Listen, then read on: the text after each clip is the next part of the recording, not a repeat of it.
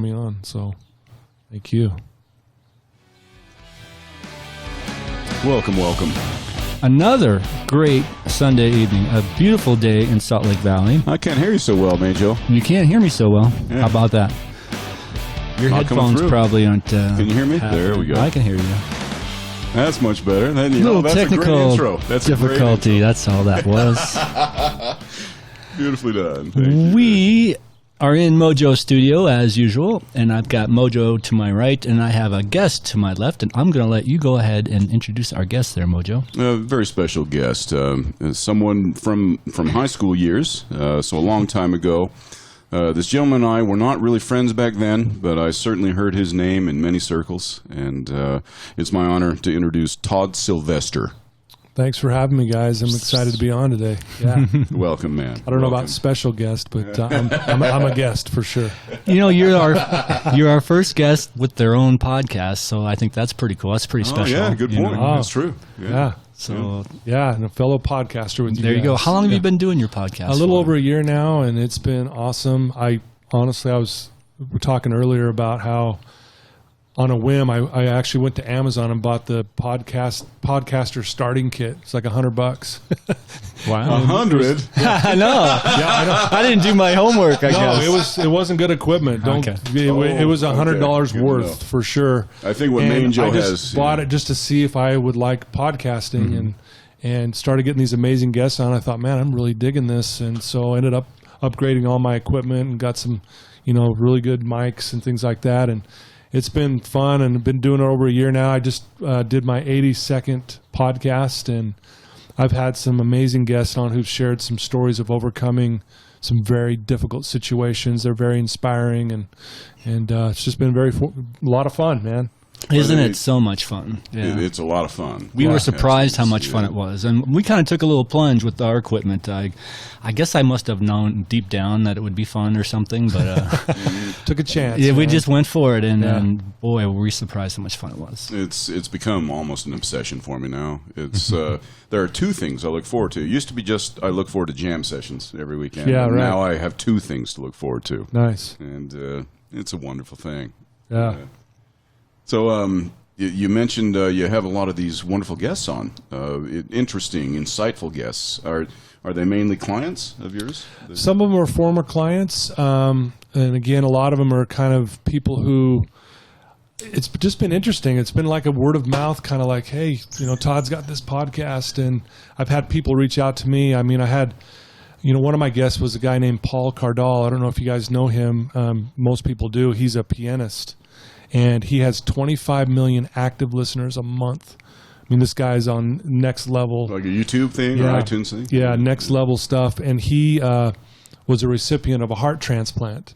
Wow. And he gets on and shares that amazing story. And just guests like that who have been through, they're doing amazing things, but they have this backstory. And that's probably why you guys love this, is like, what's the backstory of people's lives and what they've been through. And we've all been through something, and we're all struggling. Maybe even on a daily basis, but we've all been through something that's quite challenging, but yet here we are, and we're moving forward, and we've made it at least to this point. And I don't know, I just really love sharing those stories to inspire people who are struggling. Indeed.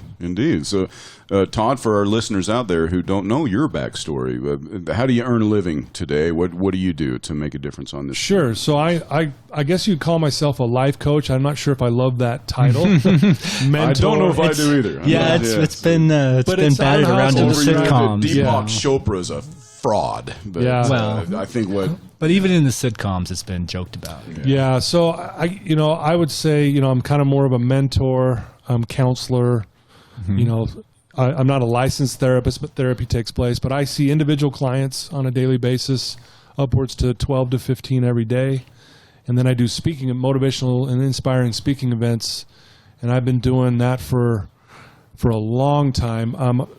Just a little while ago, I had my daughter kind of help me figure out how many people I've seen for the last 25 plus years. And I've done over 16,000 sessions in the last 25 plus years. So sessions, that includes one-on-one sessions. One-on-one, and that doesn't include the speaking engagements. No, and then I've done over 1,500 speaking engagements.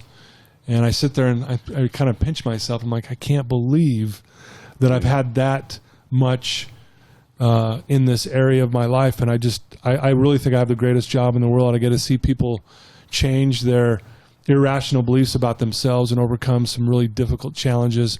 You know, a bulk of my clients are struggling with drug addiction and alcoholism, but the majority of them are usually anxiety and depression and trying to find their place in this world. So, you know, I have a 5th grade client all the way up to a 70-year-old that I'm working with. So it's a wide range of people, and it's been a fun ride so far. Indeed, and I hope it keeps going on, you know. Well, I don't think you're going to be short of any business.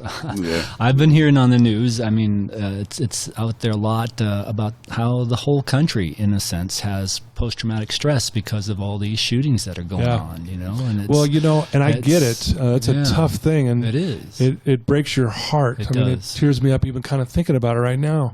That someone gets to that place in their life that they feel like they have to go inflict damage and pain on other people. But, you know, I also think it's in those moments that we as an individual need to rise to the occasion. I say this to my clients all the time. Addiction is your wake-up call to your greatness. And so when we go through something traumatic, it does. It brings this kind of depressed, suppressed energy feeling in the country and in the world. And that's when I feel like this is when we need to rise up and give love more than ever into the world, back into it, you know, make a difference. And I'm not going to let someone, because of that incident, me to go close off into my own home. I'm going to go make a difference. Yeah. Well, and I want to shift this just slightly. You said you had a 5th grade client. You know, my daughter's still in high school, and I believe it was last year. They were doing some drills as to what to do if there's an active shooter kind of thing. Oh, yeah. And she got anxiety. She had to go sit in like the nurse's office because she was just full of anxiety. And so what would you tell these high schoolers that have to go back to school very soon now and how to deal with this? Yeah. You know, and rightfully so, I understand the concern for sure. And, you know, and as a kid, you're hearing this, and you're like, oh, now we have to practice these drills? Because I remember, you know, back at Butler Middle School, you know, we would do these earthquake drills. Oh. And as a kid, I would be I was scared and anxious that there's going to be an earthquake. Yeah. It's you know? Yeah. And so I'm thinking, man, is there going to be an earthquake anytime? Why are we doing these drills now? Yeah. And so I can imagine, you know, these kids who have these drills now, if there's ever a shooter in the school, here's what we're going to do. Now they're thinking this could happen. Yeah. Mm-hmm. Now, one of the things, and this is probably a whole nother podcast that, but you know, one of my specialties is helping kids get through this anxiety piece, and I think one of the best definitions I've come across in my 30 years in doing this of anxiety is it's a misuse of your imagination. That's all it is. So.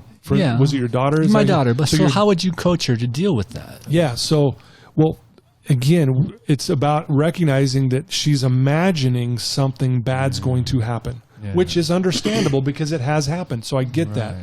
But nothing's happened yet. Right. But the brain believes it's actually happening.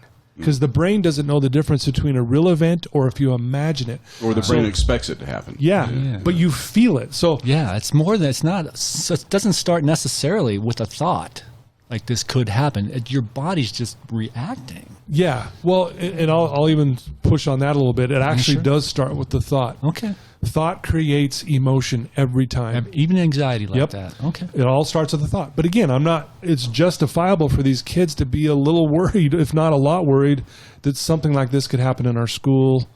And so, and again, this is, like I said, this is a whole nother podcast to get into, but it's about teaching and empowering these kids that they have the power to control their minds.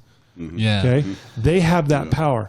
Now, it's good to be informed about these shootings that could happen because if it does, now these kids know what to do if it actually does happen. But so I get that.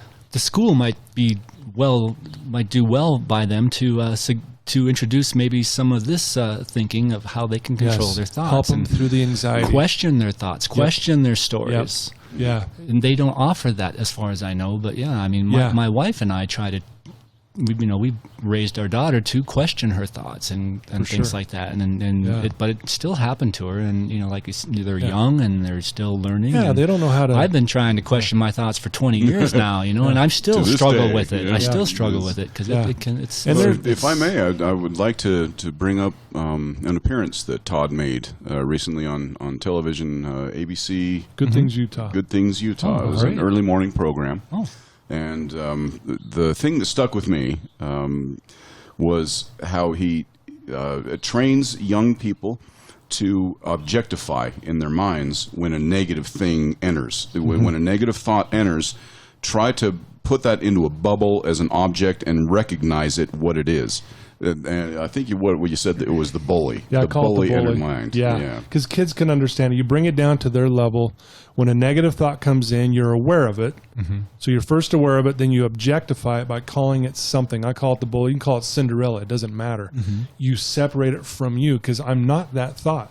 Right. Mm-hmm. Right? Doesn't define me. And then what I say in the moment, I'll add my name and say the truth. So, for instance, we were talking earlier, if the thought comes in, I'm stupid. Let's just say it's a negative thought. I can go, oh, there's that bully. Right. Because I objectify it now.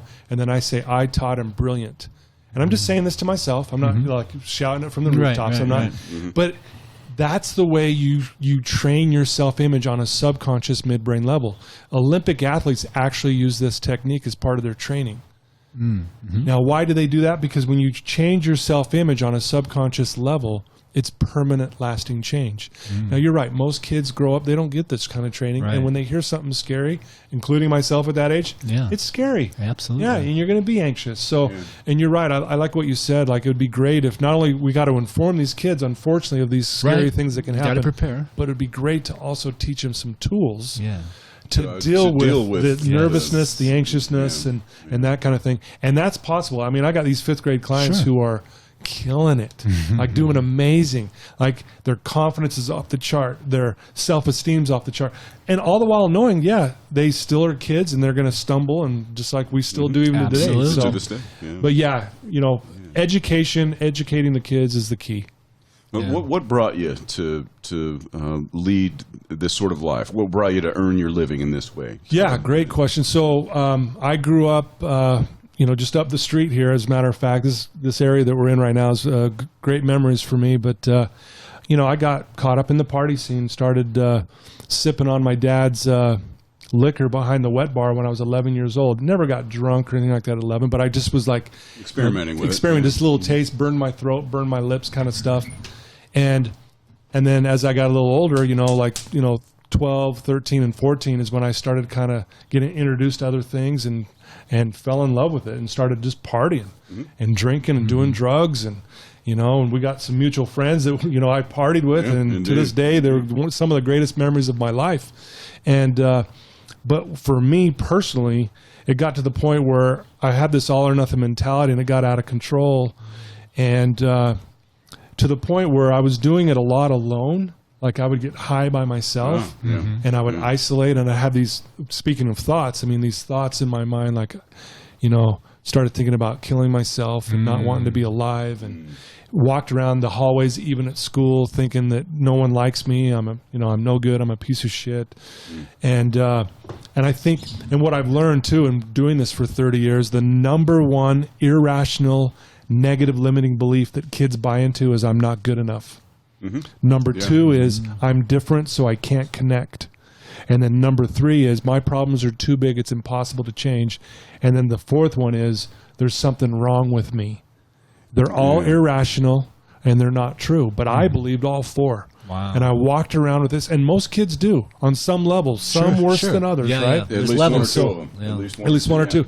And so, anyway, I got to the point where I was going to end my life. I was going to take my life. I had it all planned out, and then I had, something miraculous happen to me. This was in high school or college? Or after high school, yeah. This was between the ages of 21 and 22 years old.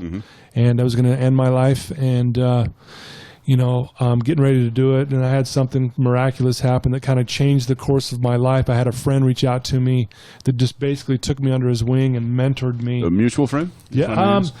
I know the name. Yeah. Incredible athlete. Oh, amazing athlete. Yeah. But this guy took me under his wings, and he, at the time, I didn't believe in myself, but he believed in me.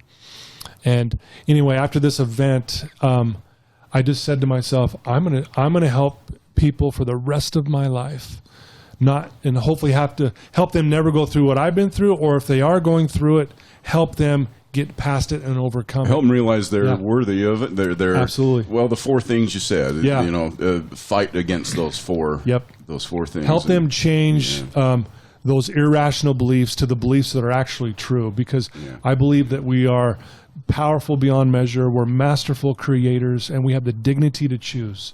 It's the greatest gift we have. Yeah. And I used to think, no, I'm my thoughts have control over me. Yeah, it feels that way, but the reality is, if I will work on some things, I actually can control my thoughts. I'm in charge, not my thoughts. Yeah. And it took a minute to learn that. So this didn't happen overnight. I always tell people that it's simple, but it's not easy. Right. Yeah, that's a good point. Great statement. Great statement. I'll say something similar to my clients. This is beautifully simple, and it's simply beautiful. Yeah. And the biggest pushback I get is, it can't be that simple. My problems are so big. Yeah. You know, how can I do this? And I'm like, it's literally just doing the simple things every day. But that's the difficult part, because we want instant gratification. We want to change now. But change is sometimes blood, sweat, and tears, and it takes time and effort. It's and that like discipline. taking a vitamin. You got to take it every day. Every day. So I remember watching an AA meeting that was filmed, and well, I think it was actually Narcotics Anonymous. It wasn't just alcoholics, and some young man said it so well. He couldn't have been more than 20 years old, and he's already in one of these meetings, and he goes, "Hey, everything in here is great. I'm hearing all these inspiring stories, and you guys are supporting me, and you want the best for me. But I'll tell you what, while I'm sitting in here, my addictions are out in the parking lot doing push-ups." Yeah, how do you get past something like that? Yeah. That's a tough deal. Yeah, and I believe, and I like to say, that's where I said we're powerful beyond measure. Like, we are more powerful than our addiction. Because I really think, if I think my addiction's out in the parking lot doing push-ups, which I understand, and I've been in that mindset, so I understand why people think that way.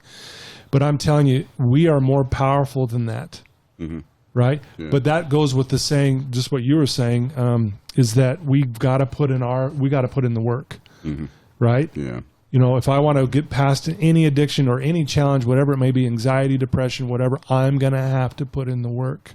Yeah. And that's the key. That really is the difference between the clients I have who are doing well versus the ones that aren't. I can see it as clear as day. This client who's doing well is putting in the effort. Okay. They're working on stuff. Yeah. This client over here, it's like, well, did you do those things I asked you to do? Nope. Well, no wonder you're struggling. Yeah. And then you wonder, and you come in here and complain that nothing's changing, but you're not changing, dude. Yeah. You're going to have to dig deep. I'd like you to touch on 2 things that really come up for me a lot when I'm talking about, or in my head talking about these things, are intention and creativity. Okay. So you say put in the work, which is good. Yeah, I understand that. But if it's directionless work, how do you find direction, intention? Yeah, I love that. I really believe in intention. When most people, when the alarm goes off in the morning, I would say 95+%, when that alarm goes off, they set their intent in a negative way. Oh. The alarm goes off. What do most people do? Oh, mother. 5 more minutes. 5 more minutes. I'm tired. Gosh, is it Monday already? The weekend's over, or oh my, it's snowing, or it's too hot, or whatever it is. And you have set your intent for the day. The morning's gonna drag. Your attitude's a little low. Your energy breakfast is low. gonna suck. The coffee's gonna be cold. Yeah. What a shitty day I'm about to have. So it's a great question. So I am very purpose driven. So when I wake up in the morning, I literally pop out of bed like a piece of toast. When my alarm goes off, I set it for a reason, to get out of bed. I will pop out like a piece of toast, like my bed's on fire, and I will verbally set my intent for the day. And I will say, Todd, I'm full of energy, and today's going to be amazing. I don't hope for success. I demand it. And I'll say it out loud. And I'll tell you, the energy rises up in me, and the tiredness, if there is any, gone. I get up at 4 a.m. every morning. I set my intent. I'll go run 5-6 miles. I'll hit the gym. And then I do this thing called my hour of power, where I'll spend 1 hour working on my mind and my heart. And I'll spend 1 hour solid. And I do this all before 7 a.m. Wow. Yeah. Nice. So Every day, talk about really? direction. and having purpose and I'm purpose driven intent. My intention is to do these things. So that's a great question. I love that because we can be working maybe in the wrong directions or it's like aimless. Exactly. Right. So that's a great question, but that's what I would do. And it's again, stuff I teach my clients. Well, Todd, if I could get to a vulgar level, when's the last time you had a drink or took a drug? So August 5th, just this last week, was my 30 years clean. 30 years. Yeah. Wow. Congratulations. 30 years clean. And what's funny, it was August 5th, 30 years ago, was my best friend's birthday. Yeah. Best friend, and his girlfriend was throwing a party for him. And I had kind of been in relapse mode for about 6 to 8 months. Oh, back so and it forth. wasn't overnight then. It was a... Oh, no. Okay. But that was the moment. So I knew if I went to the party, I would probably drink, but he's my best friend. So I thought, no, I'm going to go and wish him happy birthday and then leave because I knew it was going to be a party and everything would be there, right? And I'm not there less than 5 minutes and I got a beer in my hand.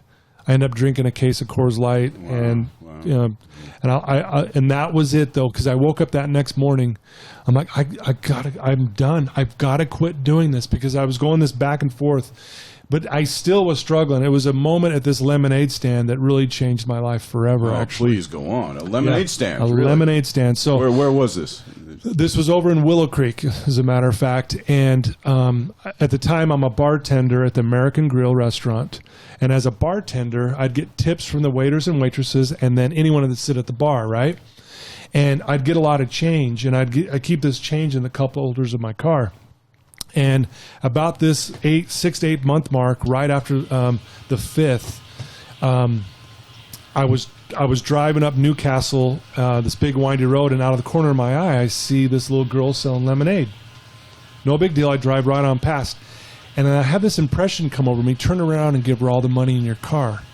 And I had about $40 worth of nickels, dimes, and quarters in the cup holders of my car from bartending, of all things. Wow. So I thought, wow, that'll be cool. So I flipped my car around, and I rolled my window down. I pull up to this little girl, and I said, how much? She said, 25 cents. I said, I'll take one. And so she pours it, hands it to me. I set it on my dashboard, and I tell her to cup her hands like this, right? Cup your hands together. Wow. And I just start dumping all this change in her hands, and she's freaking out. You were loaded at the time. You were absolutely hammered. Oh, dude, time. Yeah. This was where I was still like, I'll never quit. I'm an addict for life. I'm depressed. I'm anxious. Something's wrong with me. Again, those beliefs. And I'm not good enough. I'm not good enough to beat this. I'm different, so I can't connect with people. Only time I can connect is if I'm drinking, that kind of thing. And so anyway, I'm giving her all this money, and she's literally freaking out. It takes me like 9 scoops to get all this money. Her hands are not that big, dude. They're not. It's on the ground. And all of a sudden, she drops the last handful, and she takes off into her house, and I'm thinking, she's going to go tell her mom and dad some dude just gave her $1 million. Yeah. Right? And as I pull away, I start to cry like I've never cried before in my entire life.